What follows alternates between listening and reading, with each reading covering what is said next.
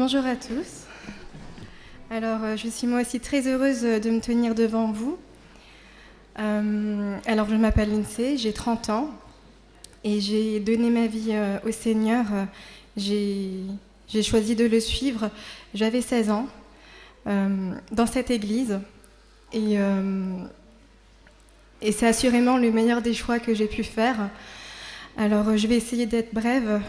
Je vais vous raconter quelques expériences dès lors que j'ai donné ma vie au Seigneur. Alors, il faut savoir que moi, j'ai pas grandi dans une famille où on croyait en Dieu, justement.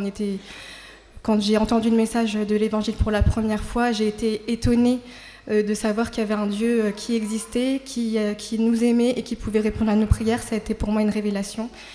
Mais ce qui a bouleversé ma vie, c'est quand le Seigneur s'est véritablement révélé à moi au travers d'un songe, une nuit, à 16 ans.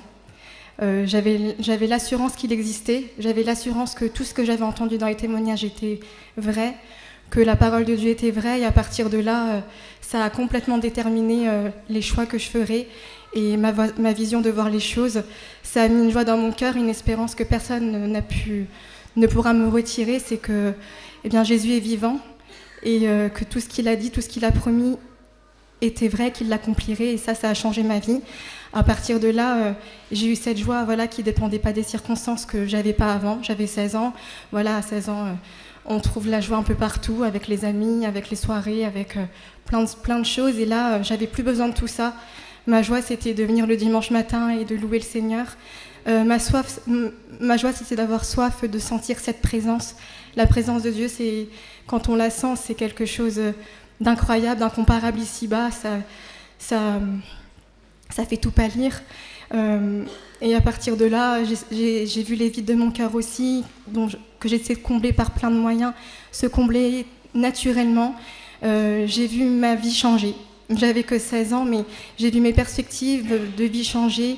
Et ça a tout changé. Et j'ai pu faire des expériences qui m'ont donné la foi, comme par exemple, j'y repensais tout à l'heure. Un jour, j'étais en classe de première, et on apprend qu'on a un contrôle d'espagnol surprise. Et là, je me sens dépassée parce qu'il va falloir que je fasse plein de quiches en rentrant à la maison, parce que j'ai pas envie d'embêter ma maman, aller acheter un bouquin, parce que elle nous élevait seules, ma sœur et moi, c'était pas facile. Et là, je rentre chez moi, et sur mon balcon, il y avait un bled, c'est-à-dire un annal d'espagnol, qui m'attendait.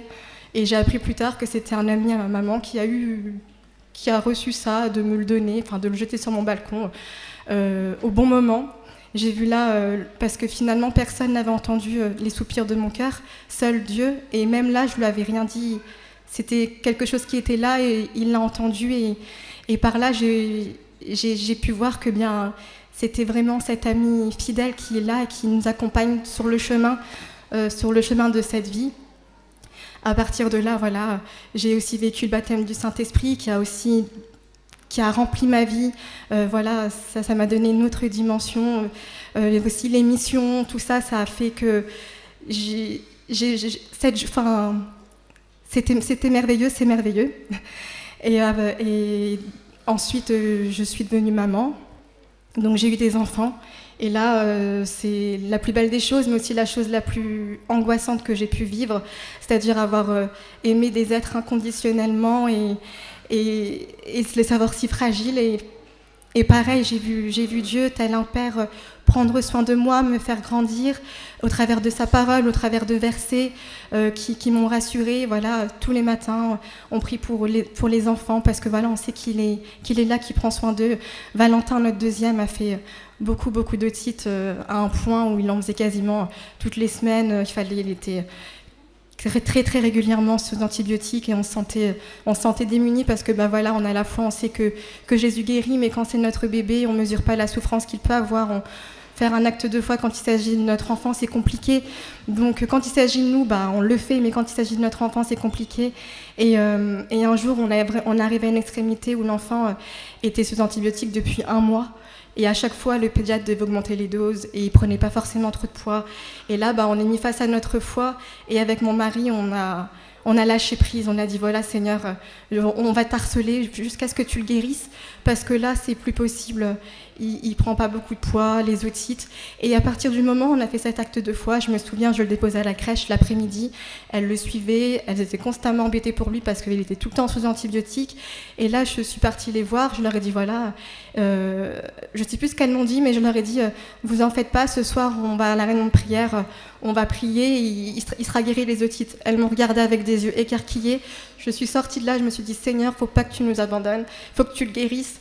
Là, il faut que tu le guérisses pour qu'il soit plus jamais sous antibiotiques. Et en effet, il n'a plus fait d'otite. Ça a été une guérison complète. Vous savez, j'étais arrivée à un point, dès qu'il prenait le bain, je voulais plus lui laver les cheveux parce que dès qu'il avait des gouttes d'eau dans les oreilles, eh bien, c'était une crainte, une angoisse de se dire c'est reparti. Et très souvent, c'était reparti.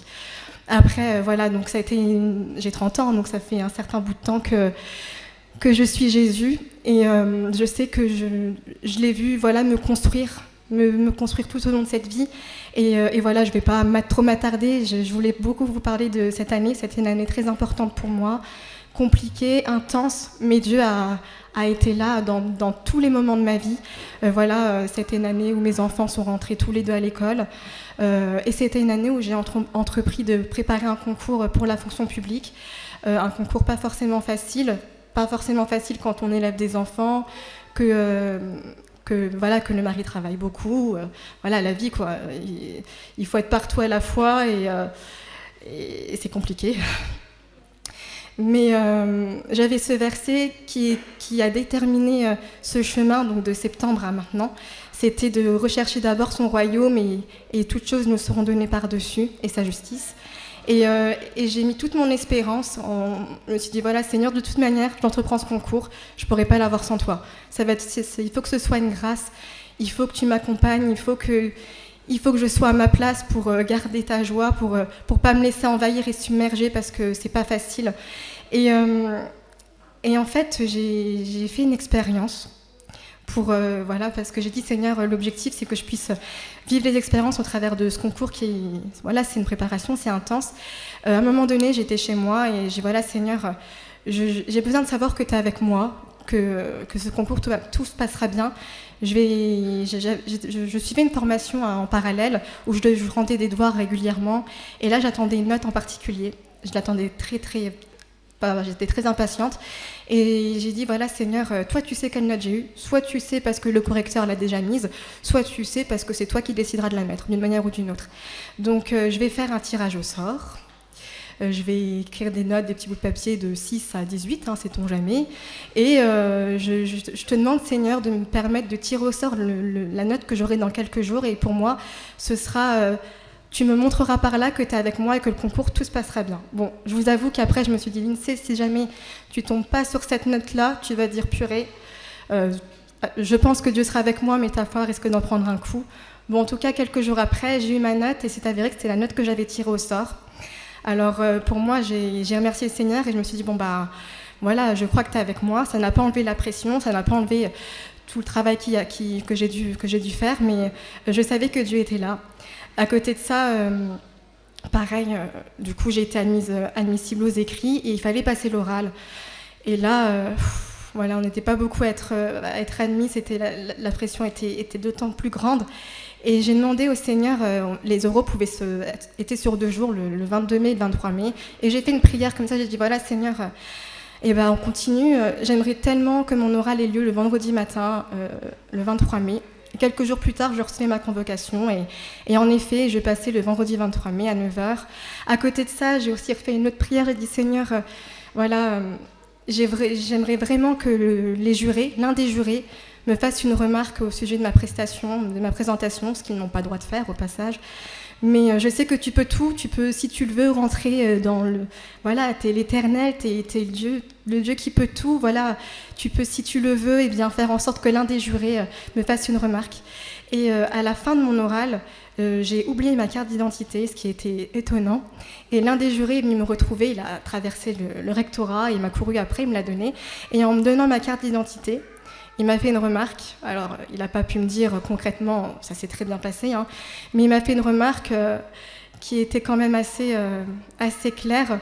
Et je suis repartie de là, j'étais tellement heureuse parce que bon, je savais que ça allait bien se passer pour le concours, mais le plus beau, c'était que je savais que Dieu avait pris soin de moi comme un père prend soin de ses enfants, ou comme une mère, parce que je suis parent et je sais quels sont voilà, l'amour que j'ai pour eux.